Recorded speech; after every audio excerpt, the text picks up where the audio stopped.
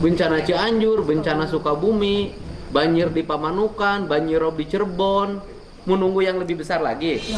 Ya makanya tata ruang ini benerin. Ibu sudah punya dokumennya nggak? Enggak.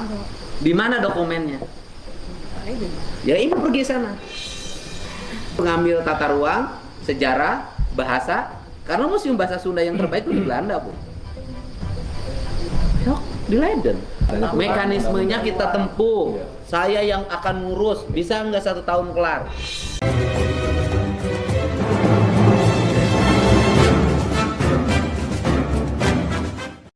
Selamat siang, Sampurasun. Ketemu lagi bersama aku Pangeran Sriwijaya. Kali ini kita mau membahas tentang sengkarutnya otonomi daerah di Jawa Barat. Sengkarut otonomi daerah ini itu disebabkan tidak jelasnya rencana tata ruang yang ada di Provinsi Jawa Barat. Oleh karenanya, Kang Deddy Mulyadi menyuruh anak buahnya untuk mengambil jimat sampai ke Belanda. Oke, bagaimana ceritanya? Kita simak videonya. Nah, sekarang untuk masa depan, ya kan? Saya minta untuk siapkan tim ahli yang netral, yang independen. Nggak apa-apa bayarannya mahal juga. Artinya honor untuk tenaga ahlinya mahal, nggak apa-apa. Karena apa? Karena lingkungan. Apa sih yang harus dilakukan? Udah, kita bikin blok dulu, Bu. Provinsi yang bikin blok. Blok plan. Ya dong, jangan kita kabupaten yang bikin blok. Provinsi dong. Ingat loh, saya di Komisi 4 dulu. Seharusnya tata ruang itu dirumuskan per pulau. Ya gimana, kan satu sama lain saling berhubungan. Ini tata ruang, kan lucu-lucuan, Bu. Ini kabupaten ini begini, kabupaten ini begini. Lucu-lucuan kan? Itu sama dengan UMK, Bu. UMK juga lucu. Kenapa lucu? UMK Purwakarta dengan Kerawang berbeda. Selisihnya hampir 1 juta misalnya kan. Sedangkan kawasan industrinya rempet. Ada Kota Bukit Indah, ada Karawang, Indah City. Ngahiji, Bu. Gitu loh. Tatanggaan parep-parep beda 1 juta mana jeung urang. Balanjana sarua ka pasar Cikampek jeung Cikopo. Kan aneh gitu loh. Ini juga nanti mau saya ngomong ke menteri. Terus di Sumedang. Di Sumedang juga sama. Kawasan industri ada yang sebagian Subang, ada sebagian Sumedang. Itu satu kawasan. UMK-nya dua-duanya beda. Coba rek kumaha. Gitu loh. Di Bandung juga sama. Ada yang Kabupaten Bandung, ada Sumedang. Satu kawasan. Nah, ini kan harus jangan bikin riet pengusaha ini. Nah, jadi ini saya pengen blok. Nah, makanya saya ngomong karena pengen satu blok Jawa Barat.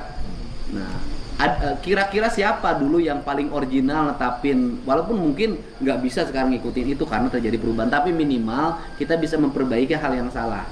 Menurut Ibu, siapakah dulu yang paling kompeten diikuti oleh kita ketika merumuskan tata ruang Provinsi Jawa Barat?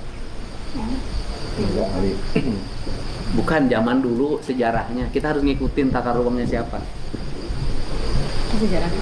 Hah? Oh ya Bu, Ibu baca bener. Kita harus ngikutin tata ruangnya Pajajaran. Susah nggak Pak kalau balikin lagi yang udah? Enggak, sebentar dulu. Oh, iya.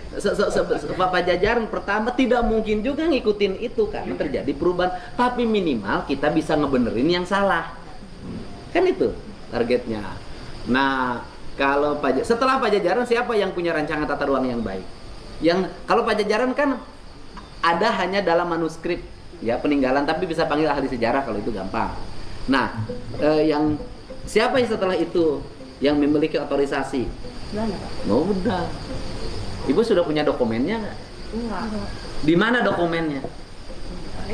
Ya Ibu pergi sana. Boleh kan saya perjalanan dinas saya dihapus.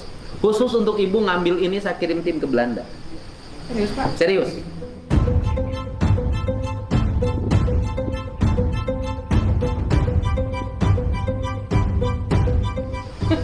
Untuk ngambil tata ruang, sejarah, bahasa. Karena museum bahasa Sunda yang terbaik itu di Belanda, Bu.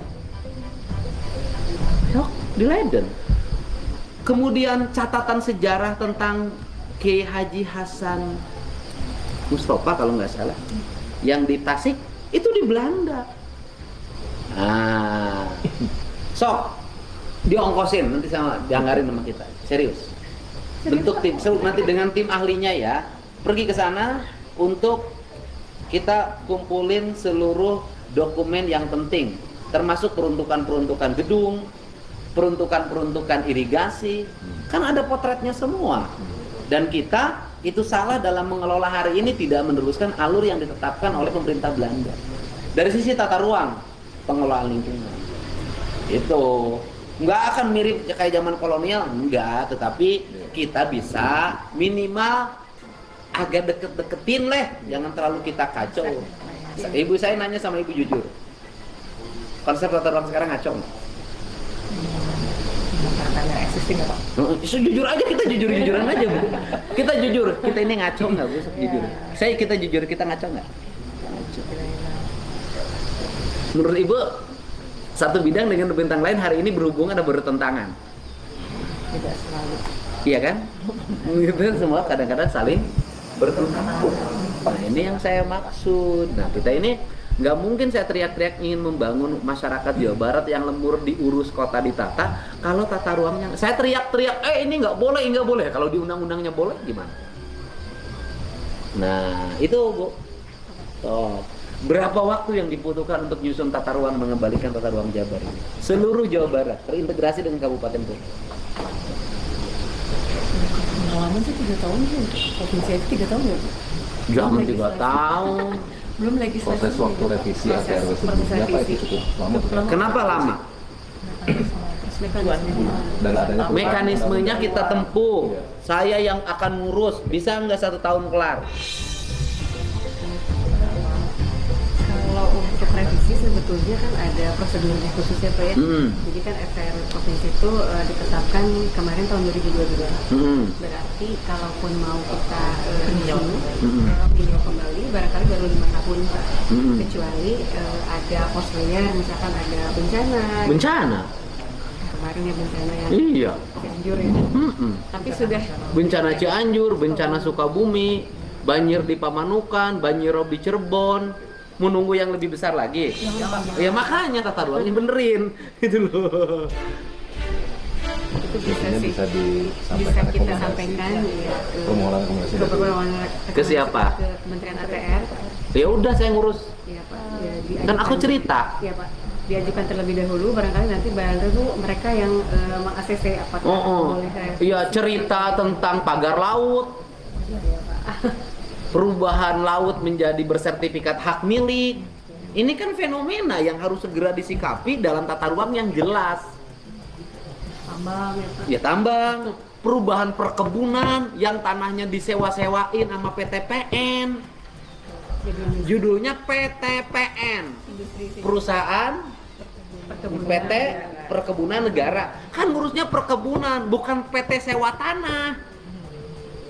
Disewain jadi tambang, disewain dikasih bangunan Sabalaka Ciprut, jadi tempat parkir, industri, kan harus jelas. Ini banyak orang yang bergaya kayak ingin ini Jawa Barat tapi ngerusak.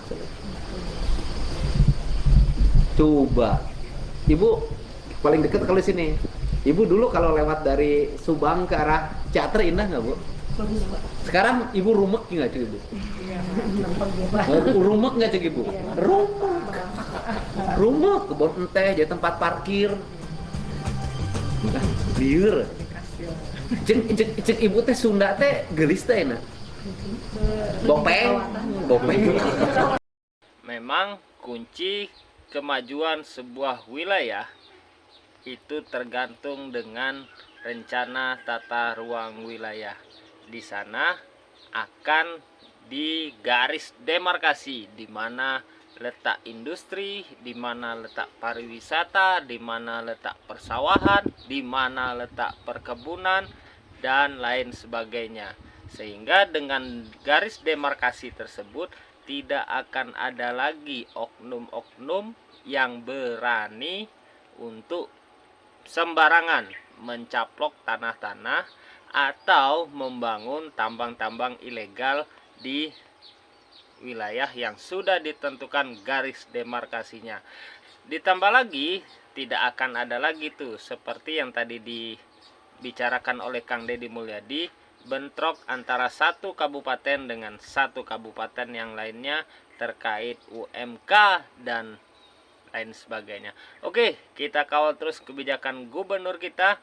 Atur nuhun udah menyaksikan. Tara, thank you. Sampurasun.